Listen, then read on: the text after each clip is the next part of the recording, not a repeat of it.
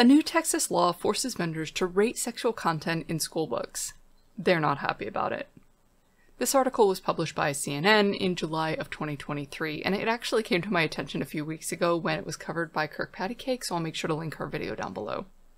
The CEO of the largest independent bookstore in Texas oversees a 4-story, 40,000 square foot space in Austin and the 100 employees who staff it. Book People CEO Charlie Rejcek said that she has time to read about 30 books a year, but she doesn't have time to read and rate the thousands of books she might sell to a school, nor does she have the money to pay someone else to. But a new Texas law might require her to.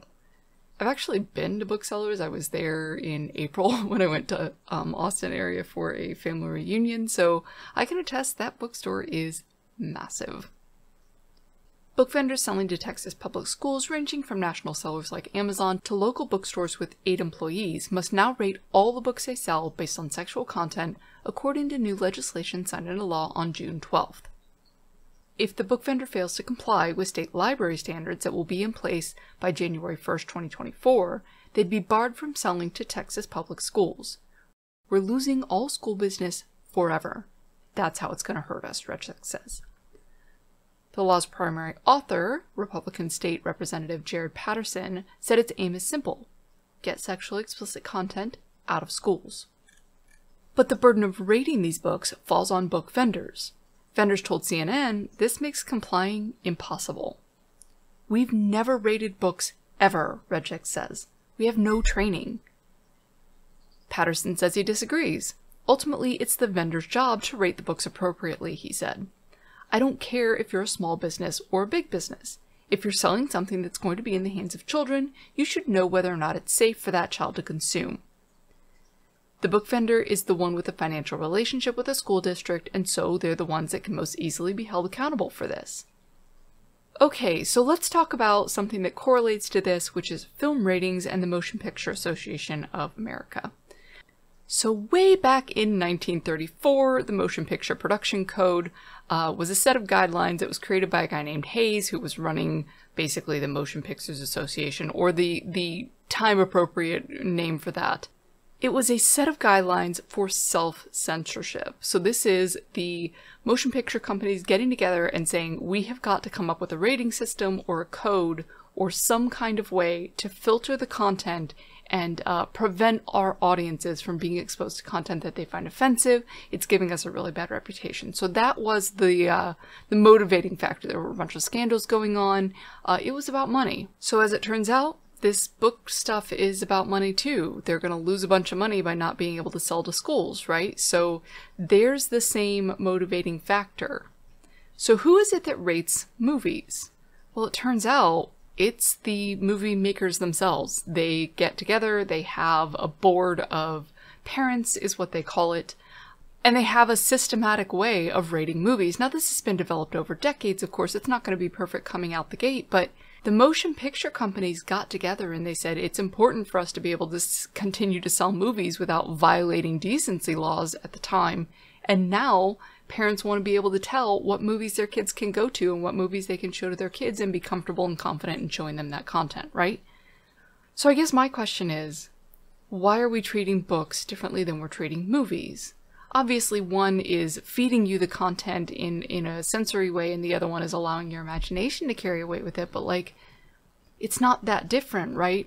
So if we're struggling with sexually explicit content being given to children who are too young to process the information, what is wrong with asking for a rating system that labels books in the same way that we rate movies, where we say, you know, it's okay for really little kids, it's okay for kids of a certain age, or if they're younger, they might need parental guidance. It's okay for teenagers, it's okay for very late teens and adults, or this is really adult content, it should not be given to children.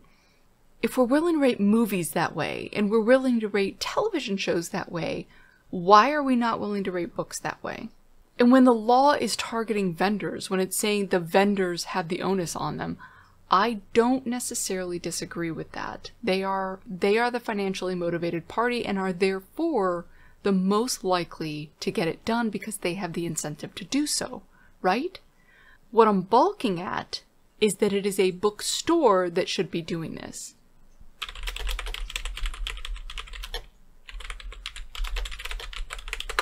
So I understand where this Texas law is coming from, and I understand why they've put the onus on vendors to be the ones doing the rating, but let's read on.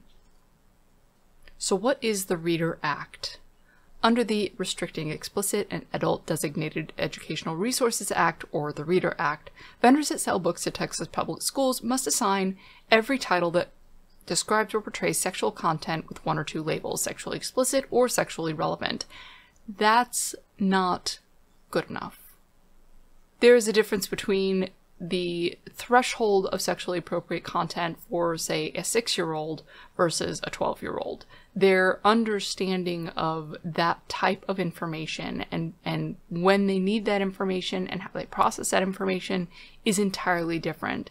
2 labels for the 12 years that we keep kids in school is insufficient. So if the goal is to prevent sexually explicit content from being in the hands of children who are too young to understand and process the information correctly without the guidance of a parent, then 2 ratings is not enough.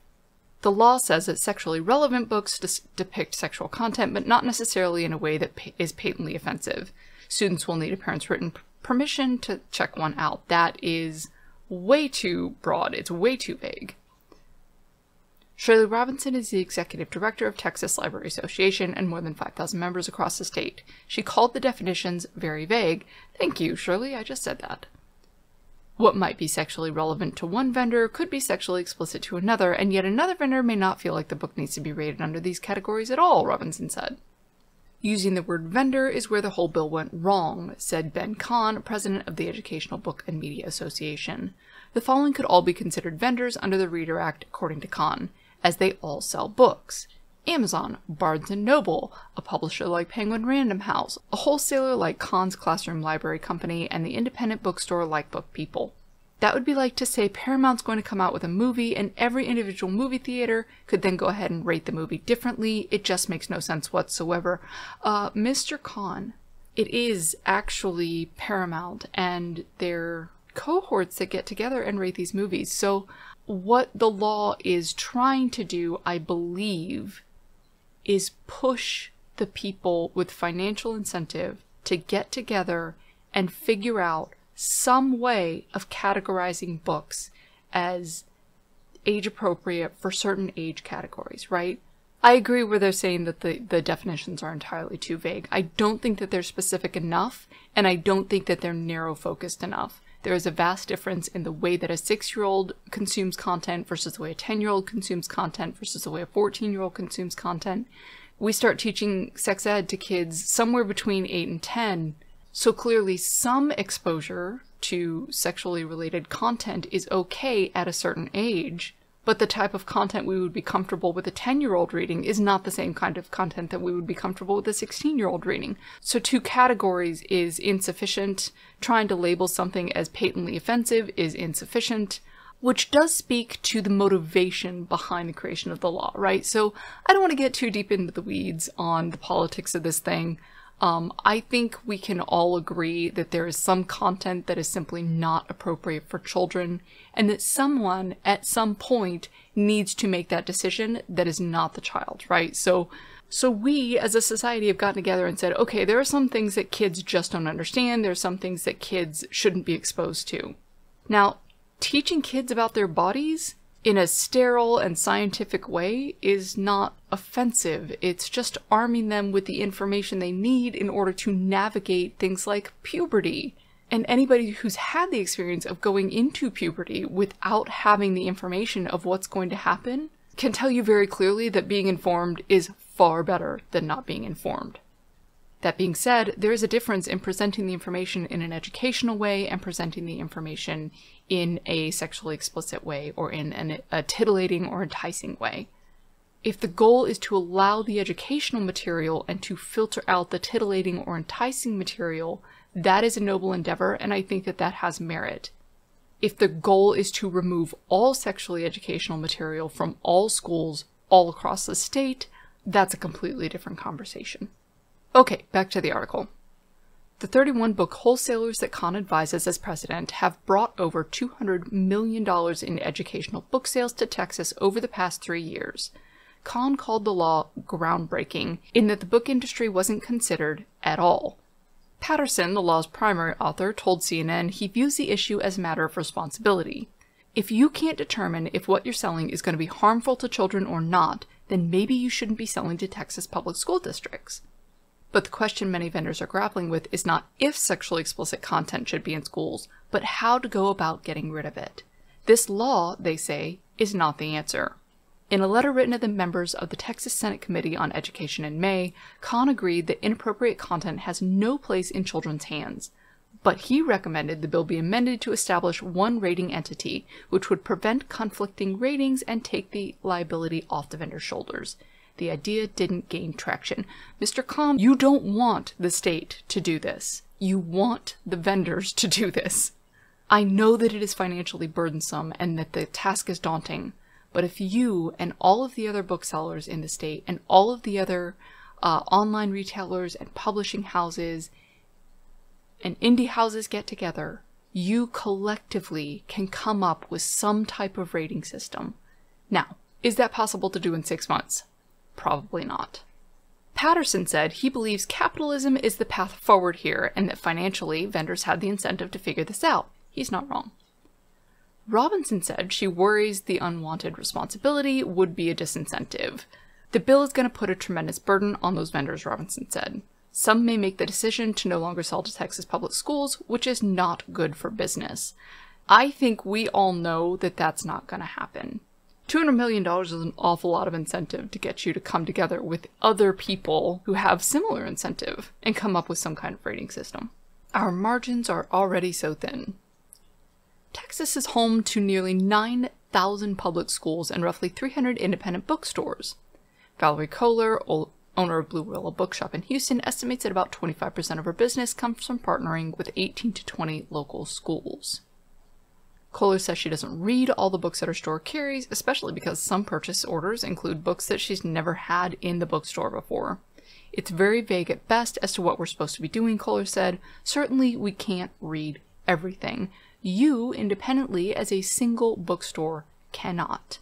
What you can do is get together with other booksellers and other publishers and figure out a way to create a body that can.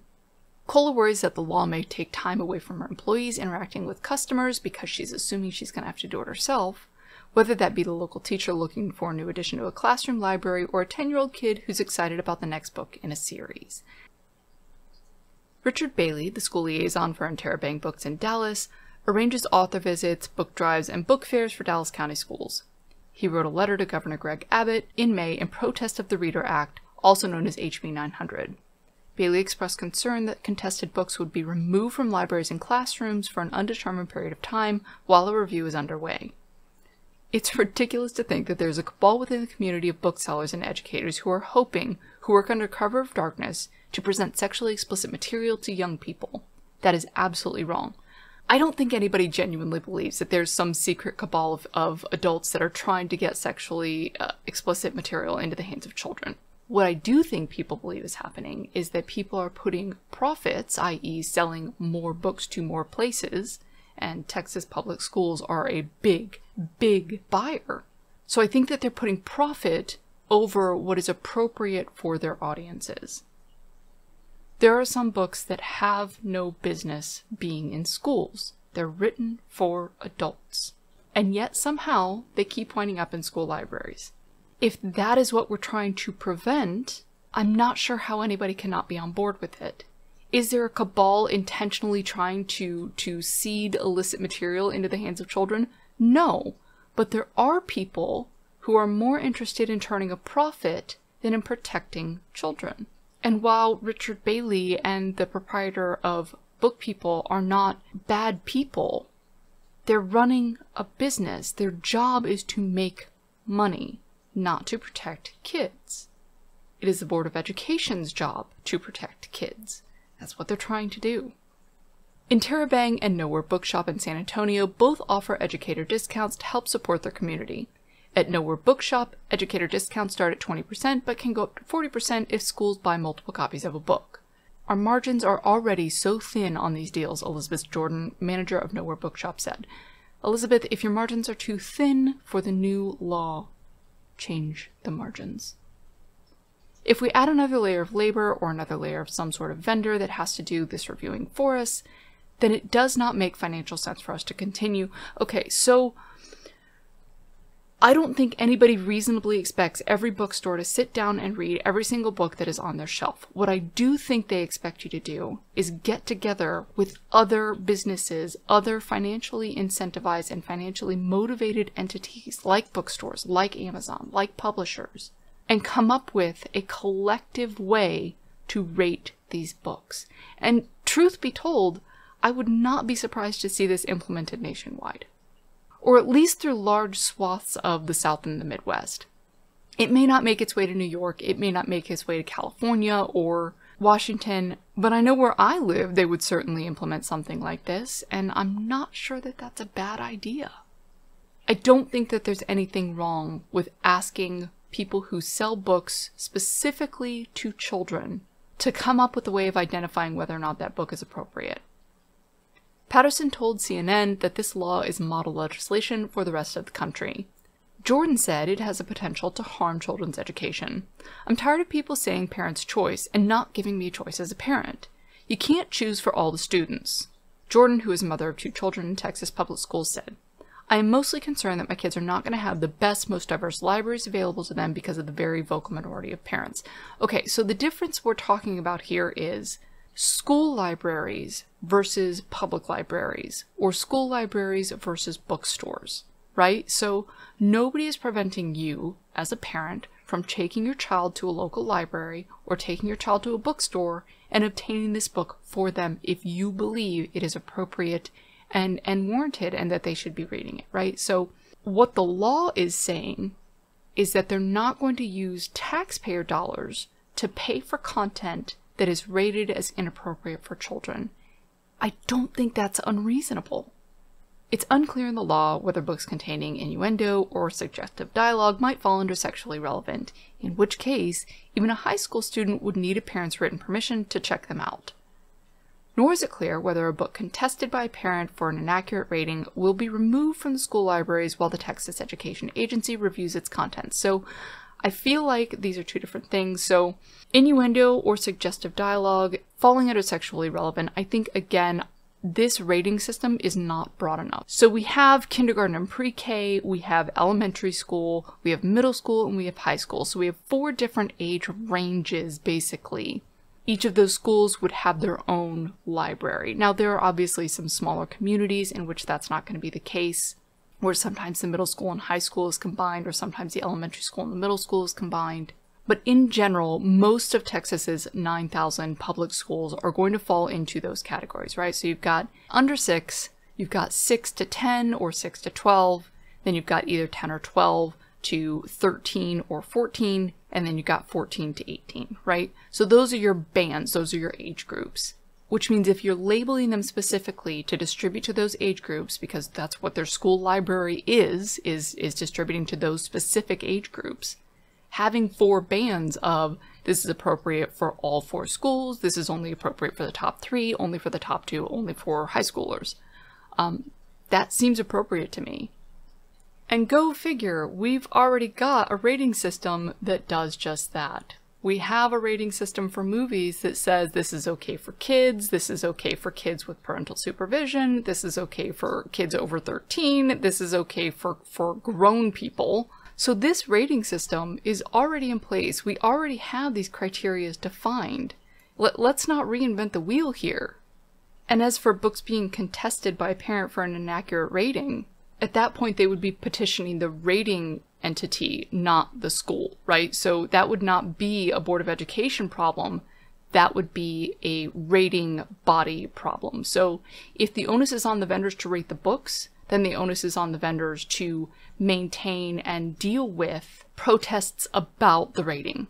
And this is going to take time to settle itself out, right? Like, it's going to take them a while to figure out what that rating system looks like, how to define each of those rating tiers, and what to do when the ratings are contested.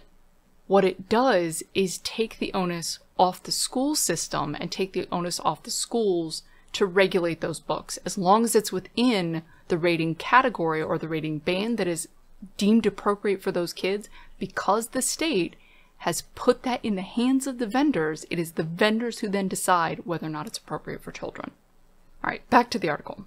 The law also applies retroactively to books sold to schools in the past, meaning that vendors must issue recalls for sexually explicit books still in circulation.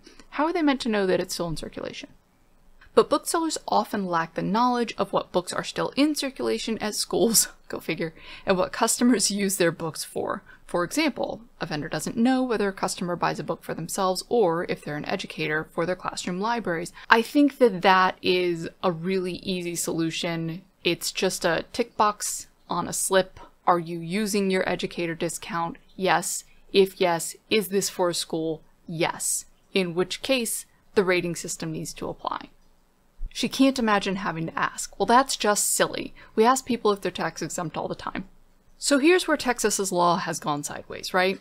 Asking the vendors, and by vendors, I mean booksellers, book publishers, anybody who is putting a price tag on and marketing and selling a book to Texas public schools, asking them to come up with a self-regulated rating system is a reasonable request. Asking them to do that in 6 months is not. Asking them to regulate who they then sell those books to is not. Once the books are rated, at that point, the onus is on the buyer. So whoever has access to and control of those government-issued funds must comply with the regulation. So for example, if I am purchasing books under government contract for Texas public schools in my county, it is my job as the buyer and the distributor using the government funds to say books rated A can go in all 4 bands of educational schools. Books rated B can only go in the top 3, C can go in the top 2, and D can only go in high schools. So I believe it is reasonable to ask vendors to collectively get together and come up with some kind of rating system. I don't think 6 months is a reasonable amount of time to do it. You can't form a regulating body of 300 independent bookstores, plus all of the publishers, plus Amazon, plus, whoever else, Barnes & Noble or whomever else we're including in this. You can't say, all right, you 500, 600, 800 entities get together and form some kind of collective body to regulate this, to put a label on each of these books. That's not going to happen in 6 months. It's not even reasonable to expect. Give them 18 months, and yeah, they're going to have to scramble, but it could be done, right? Having them then filter who buys what books is not a reasonable request. We don't really do that anywhere else. We don't really do that anywhere else in the world. Yes, we're supposed to say at a movie theater, like, oh, you're too young to watch this film, go get your mom or something. But I think we all know that very rarely happens. And when it doesn't, the government doesn't come down on the movie theater, right? Like, the government doesn't say, oh, you sold a PG-13 ticket to a 12-year-old. Like, nobody's sitting there checking IDs. First of all, 12-year-olds don't have IDs. But nobody's sitting there checking IDs at the movie counter, right? They kind of eyeball you and they go, okay, well, you're 6. You shouldn't be going to this rated R film. Where's your mom? That might happen. But close enough is good enough, kind of, when you're going to a movie, right? So a lot of this is buyer beware type stuff, not seller regulate and filter what I'm allowed to buy. So to me, when we're talking about the expenditure of taxpayer dollars, which is what we are talking about here, the onus is on the person who is spending the money, who is using taxpayer dollars to buy books to put in public schools. They're the ones who are responsible for ensuring, once the books are rated, that the appropriate ratings are going to the appropriate schools. And the inappropriately rated books or unrated books are not going into public schools. So I think a reasonable transition period is going to need to be allowed for this sort of thing. This is a massive change to the way that books are sold in the state of Texas and probably nationwide if this goes off well. And I think a transition period is in order. To me, the first order of business is not going to be to rate all books, but to rate the books that are already on Texas public school shelves and to rate the books that are being commissioned or purchased specifically in bulk orders for Texas public schools, right? So a lot of the time what happens with government purchases is they bulk buy. So a whole county will buy like 1,000 books and then distribute it to all the different public schools within the county. So when those orders come in, we know that that book needs a rating on it. That doesn't mean you have to rate all of the 40,000 books in your store. What it means is these 10 books that you're selling to Texas public schools must be rated before they go out the door. And that is a much more reasonable proposition than rate every book in the store. Now, eventually, it is reasonable to say we expect every book to be regulated, just like we expect every television show to be rated, just like we expect every movie to be rated. Eventually we can get to that point, but to start telling them, hey, you can't sell a book to Texas public schools that's not rated, and then putting the onus on the Texas public schools to only purchase and distribute books that are rated appropriately for those audiences, that seems like a reasonable thing. So that's my take on it. Some of the stuff I think is valid and warranted and makes sense, and some of it doesn't. I think we can put a little weight on the people selling books and say, look, you need to rate these books so that we know what age band they're appropriate for. And I think that we can turn around to the county and say, if you're going to put a purchase order in for books, you need to make sure that the rating is in line with the age group. Anyway, so that's my take on this. Thanks so much for hanging out. Have an excellent day, and I'll see you next week. If you enjoyed this video, please hit the like button, and of course if you like the way that I present information, hit the subscribe button and the notification bell down below. You can find all of my social media contacts in the description, and of course if you want to keep up with me and the progress I'm making on my current novel, you can do that at effywritesbooks.com. Thank you so much for watching, have an excellent day, and I'll see you next time.